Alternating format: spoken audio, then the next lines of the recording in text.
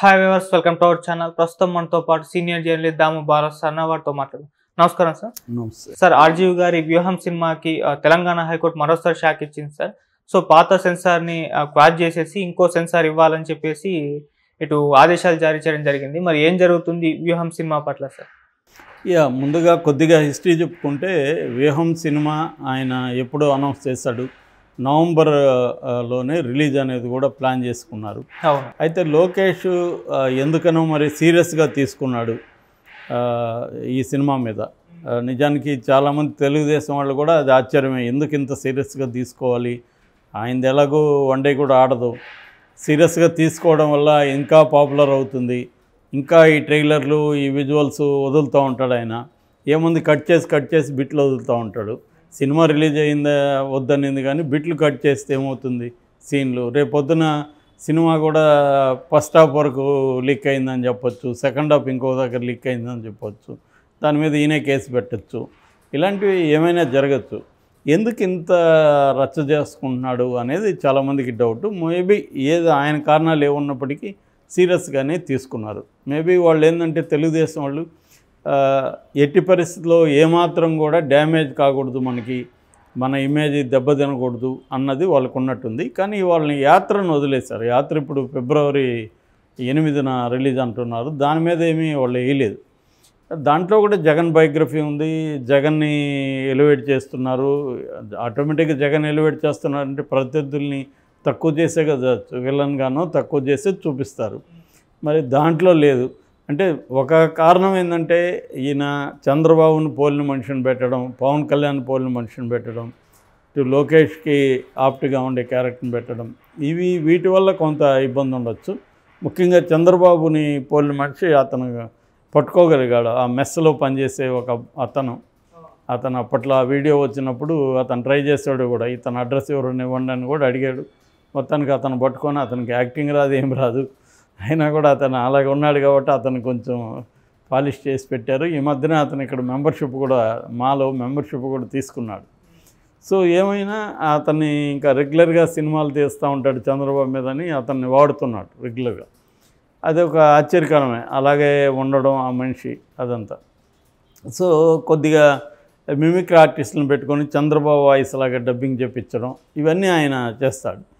So దానివల్ల నిజానికి ఏమి ఎఫెక్టివ్గా ఉండట్లేదు సినిమా. రియల్గా ఉన్నవాళ్ళలాగా పెట్టుకోవడం వల్ల సినిమా ఏమి ఎఫెక్టివ్ అయిపోదు.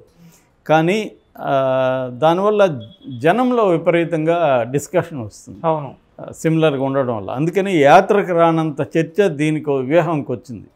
ఎందుకంటే ఈ సిమిలర్ క్యారెక్టర్లు దాంట్లో కూడా అలాగే కానీ పెట్టుంటే మేబీ లోకేష్ కూడా వేసి ఉండేవాడు. సో ఇది మేజర్ సమస్య దీంట్లో.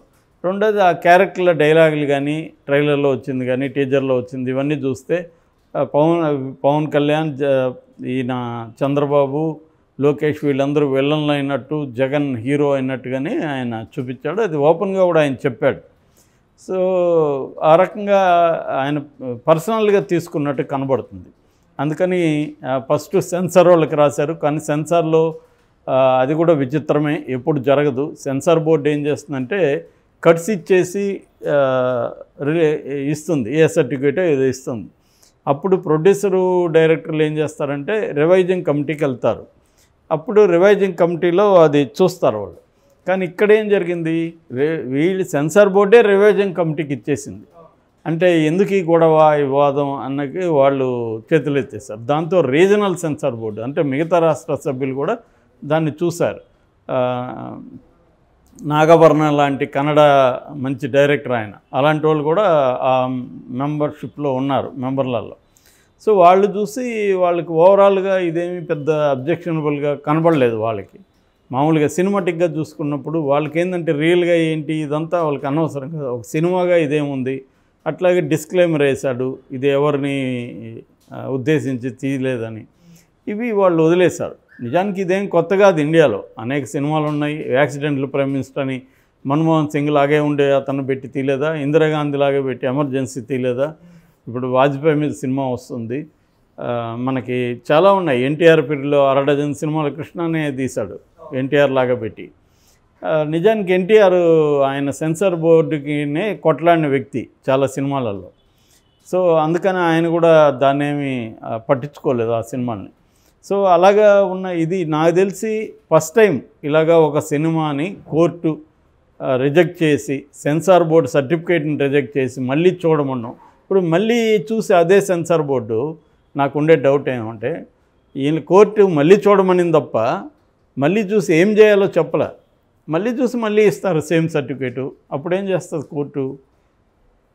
మళ్ళీ చూడమనింది అంటే నాకు అర్థమైంది ఏమంటే కావాలని లేట్ చేయడం కోసమే చేస్తున్నారేమో అనేది అర్థమైంది. అంటే ఒక కామన్ మ్యాన్గా ఆలోచించినప్పుడు దీని వెనక లాజిక్ ఏమి కనబడలే నాకు. అంటే ఇది నాకు తెలిసి అయితే ఫస్ట్ టైం కోర్టు మళ్ళీ సెన్సార్ సర్టిఫికేట్ని రద్దు చేసి మళ్ళీ సెన్సార్ బోర్డు చూసి మళ్ళీ చెప్పమనడం అనేది నాకు తెలిసి నేనైతే ఎప్పుడు వినలేదు. జరిగిందేమో గతంలో తెలియదు నాకు, నేనైతే ఎప్పుడూ వినలేదు.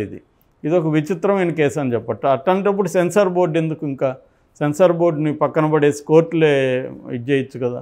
సో సెన్సార్ బోర్డు ఏంటంటే దానికి ఒక స్వయం ప్రతిపత్తి ఉంది. ఆ సెన్సార్ బోర్డు చూస్తారు. ఒక కానప్పుడు కోర్టుకి వెళ్ళినప్పుడు కోర్టులో సుప్రీంకోర్టు కూడా చాలాసార్లు సెన్సార్ బోర్డు ఇచ్చినాక మేము కలుగు చేసుకోమని చెప్పింది తప్ప ఎప్పుడో రేరెస్ట్ కేసుల్లో సుప్రీంకోర్టు కూడా సుప్రీంకోర్టు కానీ హైకోర్టు కానీ ఆ సినిమాని చూడడానికి ఒక కమిటీని వేయడం అలాంటివి జరిగి ఉన్నాయి గతంలో. కానీ ఇలాగా సెన్సార్ బోర్డు సర్టిఫికేట్ని రద్దు చేసి మళ్ళీ సెన్సార్ బోర్డుని చూడమని చేయడం అనేది కొంత విచిత్రంగా అయితే ఉంది. ఎందుకంటే దీనివల్ల ఒక బ్యాడ్ ప్రెసిడెంట్ ఏర్పడుతుంది. అదేంటంటే రేపు నాకు నచ్చని సినిమా ఎవరు తీసినా మళ్ళీ నేను కోర్టుకి వెళ్ళి ఇలా చేశాను అనుకో, అప్పుడు ఇది ప్రాబ్లం అవుతుంది. మరి ఇది ఏం జరుగుతుందనేది ఇది విచిత్రమైన కేసే. అంటే మేబీ నాకు తెలిసి వీళ్ళు ఖచ్చితంగా సుప్రీంకోర్టుకి వెళ్తారు. రామ్ గోపాల్ వర్మ వాళ్ళు సుప్రీంకోర్టు ఏం చెప్తుందనేది చూడాలి. ఎందుకంటే చాలాసార్లు హైకోర్టులు రాంగ్గా జడ్జిమెంట్ ఇచ్చినప్పుడు సుప్రీంకోర్టులు కరెక్ట్ చేస్తున్నాయి చాలా విషయాల్లో. సో అలాంటప్పుడు ఇది కూడా ఏమన్నా సుప్రీంకోర్టు డిస్కస్ చేస్తుందా? ఏదేమైనా దీనివల్ల వాళ్ళకు కూడా తెలుసు సుప్రీంకోర్టుకి వెళ్తారని కూడా. దీనివల్ల వాళ్ళ ఉద్దేశం ఏమంటే దీన్ని డ్రాగ్ ఆన్ చేయడం. మేబీ డ్రాగ్ ఆన్ చేసి ఎలక్షన్ ముందు వేస్తే కూడా అది కూడా డ్యామేజ్ కదా. 2 సినిమాలు ఒకే టైంలో వచ్చాయనుకో, వారంలో అటు ఇటు, వ్యూహం శబదం, అప్పటికైనా డ్యామేజే కదా. సుప్రీంకోర్టుకైనా వెళ్తారు కదా వాళ్ళు. వెళ్ళకపోతే రేపు ఏదో ఒక రకంగా లీక్ అన్నా చేస్తారు కదా. సో మరి ఏం చేయదలుచుకున్నారు అనేది లోకేష్ వాళ్ళు అర్థం కాల. దీనివల్ల రామ్ గోపాల్ వర్మకు వచ్చే నష్టం ఏముంది? ఆయనకి పోయేదేం లేదు. ప్రొడ్యూసర్ వేరే, ఒకవేళ ప్రొడ్యూసర్కి నష్టం వస్తుంది అనుకుంటే ఆ ప్రొడ్యూసర్కి ఇంకొక సినిమా తీయగలరు రామ్ గోపాల్ వర్మ. రెండోది ఇదేమీ 50 కోట్లు 100 కోట్ల నష్టం కూడా కాదు. 1.5 కోట్లు 2 కోట్లు ఖర్చు పెట్టుంటారు దానికి. ఎందుకంటే దాని ఆర్టిస్టులు కానీ అవన్నీ చూసినప్పుడు 2 కోట్ల కంటే పైన ఖర్చు అయ్యే పరిస్థితి లేదు. కాబట్టి దీనివల్ల వీళ్ళకేమీ రామ్ గోపాల్ వర్మకో కిరణ్కో ప్రొడ్యూసర్ కిరణ్కో పెద్ద నష్టం అయితే ఏం లేదు. వీళ్ళ ఉద్దేశం ఆల్రెడీ నెరవేరింది. వీళ్ళు చెప్పదలుచుకున్న అంశాలని జనాలకి తీసుకెళ్లారు. సో సినిమాగా బయటకు వస్తే ఇంకొంత ఎఫెక్ట్ ఉండొచ్చు వాళ్ళకి. సో అది వ్యూహం. ఇప్పుడు శబ్దం వస్తుంది, దాని మీద మళ్ళీ కోర్టుకు వెళ్తారు వీళ్ళు. సో నాకు తెలిసి ఏంటంటే వీళ్ళు సుప్రీంకోర్టుకి వెళ్తారు. సుప్రీంకోర్టులో ఒకసారి తీసుకున్నాక మళ్ళీ శబ్దం మీద ఈ గోళం ఉండకపోవచ్చు. ఎందుకంటే సుప్రీంకోర్టు ఇచ్చేసింది కాబట్టి హైకోర్టులు కూడా అప్పుడు ఇచ్చేవి. ఇప్పుడు హైకోర్టులు ఏంటంటే మ్యాక్సిమం మహా అయితే లేట్ అయిపోతుంది, సుప్రీంకోర్టు మహా అంటే కాదనబోతుంది, మన పని మనం చేద్దామని చేస్తున్నట్టుగా కనబడుతుంది. ఇదైతే విచిత్రమైన కేసుగా మనం చెప్పుకోవచ్చు.